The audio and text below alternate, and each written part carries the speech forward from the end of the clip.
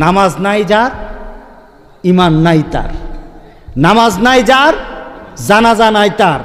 আল্লাহর ফেরেশতার পর্যন্ত তোমার দিকে তাকিয়ে থাকে, তুমি কেন নামাজ পড়ো না, কেন নামাজ পড়ো না?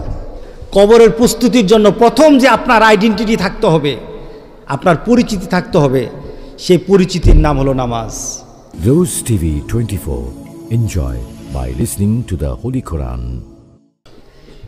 আপনাকে কবরে রাখার পর, আমাকে কবরে রাখার পর ফেরেশতা চলে আসে। ফেরেশতা আসার পর রূহটাকে আবার ফিরিয়ে দেওয়া হয়, বসানো হয়, প্রশ্ন করা হয়, প্রশ্নের উত্তর দেওয়া হয়। ভালো হলে জান্নাত হয়, আর যদি খারাপ হয় দুজকের টুকরা হয়ে যায়। আমাদের দেহটাকে মাটির সাথে মিশিয়ে দেওয়া হয়, মাটির সাথে মিশে যায়। কিন্তু আমাদের আখিরাতের পথিক যখন আমাদের আখিরাতের জন্য ওঠানো হবে, তখন মাটি থেকে আমাদের দেহগুলিকে একত্রিত করা হবে। আপনাদের যে কবরস্থানের জন্য দোয়া করছেন, বাসির জন্য দোয়া করছেন, ওনাদেরকে কবরে রাখার সময় কি বলছিলেন বলেন তো? না না, মিনহা খালাকনাকুম ওয়া ফিহা নুঈদুকুম ওয়া মিনহা নুখরিজুকুম তারাতান উখরা। আল্লাহু আকবার বলি। বুঝা বলছেন না বুঝা বলছেন? হ্যাঁ, বুঝে বলেন নাই যে কি বললেন? আপনার বাবাকে রাখলেন, দাদাকে রাখলেন, পাড়া প্রতিবেশীকে রাখলেন, রাখার সময় সবাই সম্মিলিতভাবে এইভাবে বলছিলেন। আমি গত কয়েকদিন আগে এক এলাকায় গেলাম, তো জানাজার পরে দোয়ার জন্য অপেক্ষা করলাম, দেখলাম সব একত্রিত। আমি বলার পরে সব অধিকাংশ মানুষ থাকলো।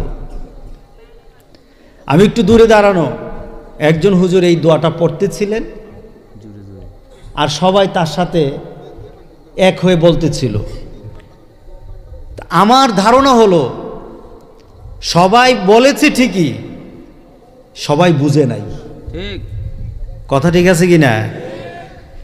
যে জিনিসটা বুঝলেন না, এই জিনিসটা বলে কি ফায়দা আছে বলেন? যে জিনিসটা বুঝলেন না, যে আপনি কবরে যাকে রাখছেন তাকে কি বলছেন, আপনি যখন কবরে রাখেন ওই কবরবাসীকে উদ্দেশ্য করে বলছেন মিনহা খালাকনাকুম, এই মাটি থেকে তোমাকে সৃষ্টি করা হয়েছে। আচ্ছা, মাটি থেকে মানুষের কোন অংশ সৃষ্টি করা হয়েছে? দেহ।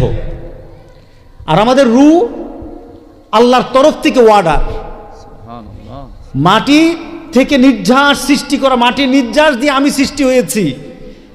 এর জন্য আপনি যখন কবরে রাখেন তখন আপনি বলেন মিনহা খালাকনাকুম। সুবহানাল্লাহ বললেন না? আপনি তাকে রেখে বলতেছেন মিনহা খালাকনাকুম, মাটি থেকে তোমাকে সৃষ্টি করা হয়েছে। যখন তাকে বলছেন মাটি থেকে সৃষ্টি করা হয়েছে, তখন তার সাথে কি রূহ আছে? তাহলে আপনি কি বলতেছেন? কারে বলতেছেন? মাটিকে বলতেছেন। তোমাকে মাটি থেকে সৃষ্টি করা হয়েছে, ওয়া ফিহা নুঈদুকুম, আর এখানে আমি তোমাকে আবার স্থাপন করছি, এখানে রেখে যাচ্ছি। মাটির সাথে তোমাকে আবার মিশিয়ে দেওয়া হবে, এখানে রেখে যাচ্ছি। তাহলে বোঝা গেল মাটি থেকে সৃষ্টি, মাটিতে আবার দিয়ে যাচ্ছেন। শেষ না, ওয়া ফিহা নুঈদুকুম ওয়া মিনহা নুখরিজুকুম, আবার এই মাটি থেকে তোমাকে উঠানো হবে। সুবহানাল্লাহ বলেন না? তাহলে আপনাদের রূহ গেল কই? আপনারই তো প্রমাণ যে শুধু রূহ নিয়ে উঠবে না, দেহ নিয়েও উঠবে। আল্লাহু আকবার, আল্লাহু আকবার। শিখলে ভালো লাগে না খারাপ লাগে? আগামীতে কেউ মারা গেলে তাকে যখন দাফন করবেন তখন আমার কথা একটু মনে হবে, হুজুর তো বলে গেছিল। ওয়া ফিহা নুঈদুকুম ওয়া মিনহা নুখরিজুকুম তারাতান উখরা, তোমাকে আবার ওই আখিরাতে একত্রিত করার দিনে, সেই দিনে একত্রিত করার জন্য, আখিরাতের জন্য তোমাকে আবার উঠানো হবে। আপনি তো বললেন যে মানুষ শুধু রূহ দিয়ে হয় না, মানুষ কি দিয়ে হয়? মাটি এবং রূহ দিয়ে। সুতরাং দোয়ার ক্ষেত্রে আমরা কমপ্লিট দোয়া করব, যে কবরবাসী যারা আছে তাদেরকে যেন আল্লাহ মাফ করে দেন, মাগফিরাত দান করে দেন। আমিন বলি। ওয়ামান আহসানু কাওলাম মিম্মান দাআ ইলাল্লাহ ওয়া আমিলা সালিহান ওয়া ক্বালা ইন্নানি মিনাল মুসলিমিন। তার কথার থেকে শ্রেষ্ঠ কথা কার হতে পারে যে মানুষকে কল্যাণের দিকে ডাকে? এখন কল্যাণটা কি? আমি ভাঙা ভাঙা কথা বলবো, বুঝতে হবে। কল্যাণ কি? আজকে গোটা পৃথিবীর মধ্যে কল্যাণ হলো অর্থ আমার চাই, অর্থ বাড়াতে হবে, এটা হলো কল্যাণ। আমাদের রাস্তাঘাট ভালো হতে হবে, এটা হলো কল্যাণ। আমাদের সংসার উন্নত হতে হবে, এটা হলো কল্যাণ। আমাদের ঘর বাড়ি আগে ছিল ভাঙা, সুন্দর হতে হবে, এটা হলো কল্যাণ। আমাদের কাপড় চোপড় সুন্দর হতে হবে, এটা হলো কল্যাণ। আমরা আগে বেশি দূরে যেতে পারতাম না, এখন গোটা পৃথিবী সফর করব, এটা হলো কল্যাণ। আমার গাড়ি সুন্দর হবে, এটা হলো কল্যাণ। আমার খাওয়া দাওয়ার মেনু ভালো হবে, এটা হলো কল্যাণ। গোটা পৃথিবীতে এই কল্যাণ অনেক বেড়ে গেছে, কথা ঠিক আছে কিনা বলেন? গোটা পৃথিবীতে এই কল্যাণ অনেক বেড়েছে। কিন্তু আমি শ্রেষ্ঠতম যুগের দিকে চলে যাই, ওই যুগের নাম হলো শ্রেষ্ঠতম যুগ। মুহাম্মদুর রাসূলুল্লাহ সাল্লাল্লাহু আলাইহি সাল্লাম বলেছেন, খায়রুল কুরুন করনি, সবচেয়ে শ্রেষ্ঠ যুগ হলো আমার যুগ। সবচেয়ে শ্রেষ্ঠ যুগ হলো আমার যুগ। ওই যুগের মানুষগুলির ঘর ভালো ছিল না, ভাঙা ঘর ছিল, কাপড় ছিল না, খেতে পারতো না, পেটে পাথর বাঁধত।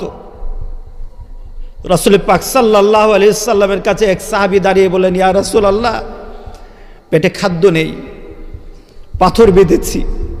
রাসূল পাক সাল্লাল্লাহু আলাইহি সাল্লাম নিজের পেটটা বের করে দেখালেন, দেখো আমি কয়টা পাথর বেঁধেছি, আমার পেটে খাদ্য নাই। ঘর বাড়ির উন্নতি ছিল না। রাসূল পাক সাল্লাল্লাহু আলাইহি সাল্লাম আরবের মক্কার কাফেরদের অত্যাচারে মক্কায় থাকতে পারলেন না, মক্কায় থাকতে পারলেন না, মদিনায় যাবে। রাসূল পাক সাল্লাল্লাহু আলাইহি সাল্লাম মদিনায় সে পাহাড়ি রাস্তা ছিল না, পাহাড়, এরপরে মরুভূমি, সেখান দিয়ে পাড়ি দিয়েছে প্রায় 400 কিলোমিটারের উপর, 450 কিলোমিটার। রাসূল পাক সাল্লাল্লাহু আলাইহি সাল্লামের সাথে বাহনটাও ভালো ছিল না, পাগুলি ফেটে গেছে পাথরের আঘাতে, পা থেকে রক্ত ঝরেছে। রাসূল পাক সাল্লাল্লাহু আলাইহি সাল্লাম মক্কা থেকে মদিনায় সফর করেছে। রাসূল পাক সাল্লাল্লাহু আলাইহি সাল্লামের সফরে কোনো সুখ ছিল না। কিন্তু আমরা এখন সফর করি, এখন তো 1.5 ঘন্টায় মক্কা থেকে মদিনা ট্রেনে যাওয়া যায়, বাসে যাই, কত উন্নত হয়েছে সবকিছু। কিন্তু রাসূল কোন যুগের কথা শ্রেষ্ঠত্ব ঘোষণা দেয় নাই। রাসূল একটা সমাজকে শ্রেষ্ঠত্ব ঘোষণা দিয়েছেন, যেই সমাজের মধ্যে কোরআন ছিল, যেই সমাজের মধ্যে রাসূল পাক সাল্লাল্লাহু আলাইহি সাল্লামকে মেনে নেওয়ার চাহিদা ছিল, ওই সমাজটা শ্রেষ্ঠ সমাজ। বলে নাই রাসূল যে বড় বড় বিল্ডিং হবে, আর ওই বিল্ডিং যত বেশি বাড়বে ততই শ্রেষ্ঠ হবে। বরঞ্চ আমার রাসূল বলে গেছেন, বিল্ডিং যত উপরের দিকে উঠবে অপেক্ষায় থাকো, কিয়ামত চলে আসতেছে। ওই দুবাইয়ে এত উঁচু উঁচু বিল্ডিং গুলি দাঁড়িয়ে আছে যে গোটা পৃথিবীর সবচেয়ে উঁচু বিল্ডিংটা এখন দুবাইতে দাঁড়িয়ে আছে। বোঝা গেল আমার রাসূল বলেছেন, যখন বিল্ডিং উঁচু হবে কিয়ামতের জন্য অপেক্ষা করো। আমরা ঘর উঁচু বানাই, ঘরকে আমরা সুন্দর করি, আমরা সমাজের মধ্যে সব কিছু সুন্দর করে মনে করছি শান্তিতে আছি। বলেন তো শান্তি আছে কিনা? হ্যাঁ, সব কিছু সুন্দর। যেখানে রাস্তা ছিল না এখন রাস্তা হয়েছে, যার ঘরে খাদ্য থাকতো না সে এখন পোলাও কুরমা খায়, যে ঘরটা ছিল ভাঙা ওই ঘরটাতে বিল্ডিং উঠেছে, রং বেরং বিভিন্ন ডিজাইন করা হয়। আল্লাহর কসম কে বলি, মুসলমানের জন্য এটা সুন্দর না। মুসলমানের জন্য সুন্দর হলো মুহাম্মদ রাসূলুল্লাহ সাল্লাল্লাহু আলাইহি সাল্লামের চরিত্র ধারণ করা, এটা হলো মুসলমানের সৌন্দর্য। কে বলেন ঠিক আছে কিনা বলেন? মুসলমানের সৌন্দর্য হলো আমার রাসূলের চরিত্র যার মধ্যে আছে, সে হলো রাসূলের সবচেয়ে শ্রেষ্ঠ। আবু বকর, হযরত আবু বকর সিদ্দিক রাদিয়াল্লাহু তাআলা রাসূল পাক সাল্লাল্লাহু আলাইহি সাল্লামের যুদ্ধের ঘোষণা দিলেন। যুদ্ধের ঘোষণা দেওয়া হলো। যুদ্ধ ঘোষণার পর রাসূল পাক সাল্লাল্লাহু আলাইহি সাল্লাম বললেন, তোমরা আমাকে কিভাবে সহযোগিতা করবা, কার কাছে কি আছে? সাহাবায়ে কেরাম বাড়ি থেকে বিভিন্ন জিনিস এনে দিলেন। হযরত উমর তার সম্পত্তির অর্ধেকটা এনে দিলেন। হযরত উসমান একটা পুরা ব্যবসার অংশটা দিয়ে দিলেন। হযরত আবু বকর সিদ্দিককে দেখে না, সবাই যার যার ক্ষমতা অনুযায়ী ইসলামের জন্য রাসূলের ডাকে সাড়া দিয়ে সেখানে দান করা আরম্ভ করল। মহিলাদের শরীরে কোনো স্বর্ণ ছিল না, সব খুলে দিয়ে দিল ইসলামের জন্য, সব বিলীন করে দিল। রাসূল পাক সাল্লাল্লাহু আলাইহি সাল্লাম এদিক ওদিক তাকায়। রাসূল পাক সাল্লাল্লাহু আলাইহি সাল্লাম বলেন, আমার আবু বকর কোথায়? আমার আবু বকর কোথায়? হযরত আবু বকর সিদ্দিক রাদিয়াল্লাহু তাআলা একটা খাম্বার পাশে দাঁড়ানো, রাসূলের ডাক শুনে উপস্থিত হলেন। আবু বকর, তুমি কি আনছো? হযরত আবু বকর সিদ্দিক রাদিয়াল্লাহু তাআলা হাতের মধ্যে একটা পুটলা বের করলেন। রাসূল পাক সাল্লাল্লাহু আলাইহি ওয়াসাল্লামের কাছে এটা উপস্থাপন করে বললেন, ইয়া রাসূলুল্লাহ, সবাই তো যতটুকু পারে ক্ষমতা থেকে বেশি বেশি করে দান করছে, যার যতটুকু আছে পর্যাপ্ত হারে দান করছে, কিন্তু আমার কাছে তো এমন কিছু নাই। আমি যে আপনার সামনে গিয়ে দাঁড়িয়ে দান করব, আমার দান করার মতো ঘরে আমার কিছু ছিল না। ইয়া রাসূলুল্লাহ, এই যে পুটলাটা আছে, এই পুটলার মধ্যে যা আছে, ঘরে যা ছিল সব কিছু এটার মধ্যে নিয়ে এসেছি, ঘরে আর কিছু নাই। আল্লাহ রাসূল ছাড়া ঘরে আমার আর কিছু নাই।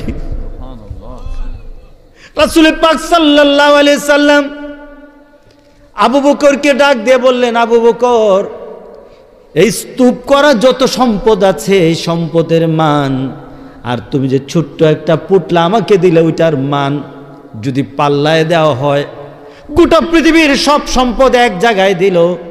আবু বকর, তোমার ভিতর থেকে যে মহব্বতের টানে যেটা দান করলা, ওই দানের সমান গোটা পৃথিবীর সম্পদ হবে না। কি ছিল করে তাদের? কি ছিল করে? রাসূল ছাড়া কিছু না, রাসূলের চরিত্র ছাড়া কিছু ছিল না। আজকে আমরা কত উন্নত, আজকে গোটা পৃথিবী কত উন্নত। বাংলাদেশ উন্নত হয়েছে, গ্রাম উন্নত হয়েছে। আচ্ছা বলেন তো দেখি, যত